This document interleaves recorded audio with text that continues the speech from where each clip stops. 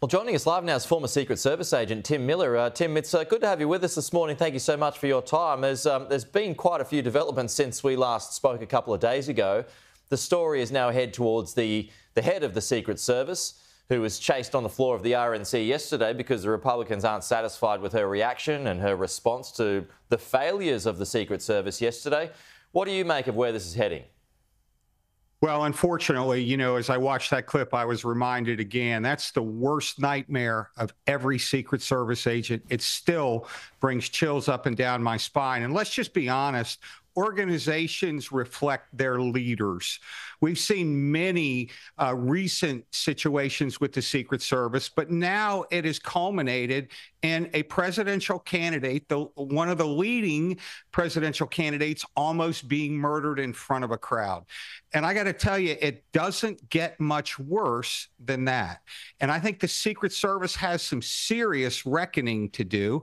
I think what happened in terms of both the advance and the subsequent attack itself was unacceptable at every level. And I believe that if, in fact, you say that you're responsible, the buck stops with you, then you're also accountable. Yeah, absolutely. Tim, Donald Trump yesterday in his address to the Republican convention spoke about that iconic moment where he said, fight, fight, fight. We've all seen the pictures, that the image is etched into our minds. But he said that he did that because he felt sorrow for the people around him, or along those lines, and he wanted to prove a point. Did the Secret Service act correctly there? Should they have shielded him in that moment when he propped himself up and said, fight, fight, fight? How would you describe how they handled that? Well, let me be clear that the Secret Service under those circumstances has one primary mission. That's cover and evacuate as quickly as you can. But the president is the president, and he stood, he's a big guy, and they were talking to him, trying to get him to move, but he made the decision to stop and to acknowledge the crowd. Was it the best case scenario from the Secret Service's perspective? Absolutely not. But the Secret Service doesn't always dictate to the president what he does. And in this case, the former President Trump wanted to assure the American people that despite trying to be murdered, he was standing strong.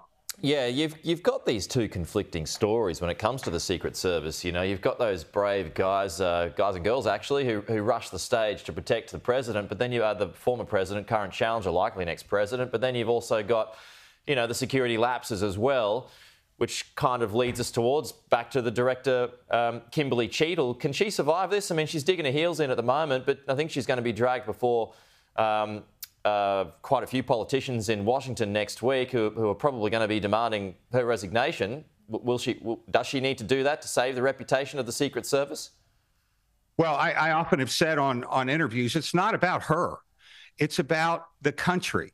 The Secret Service has to step up and accept responsibility and make major changes. The more information that comes out, and I watch everything, it's obvious. Now, let me be clear. One of the things that broke today is there were a bunch of non-Secret Service agents as part of that site. And that, let me just be clear, in an election year, it's not uncommon for the Secret Service to pull in other agents to assist them. There's simply not enough Secret Service agents.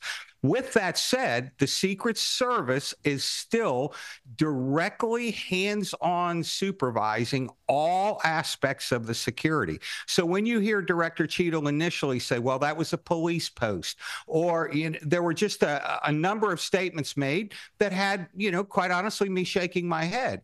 The Secret Service owns the security of their protectees. And my hope, and prayer is what comes out of this is something that is substantial in terms of changes. We need to be hiring the brightest, the best, the strongest, the fastest to protect the leader of the free world. Yeah, absolutely. No doubt. A lot of questions that we all have will be hopefully answered in the coming weeks. Tim Miller, great to have you on. Thank you so much for joining us on the show this morning.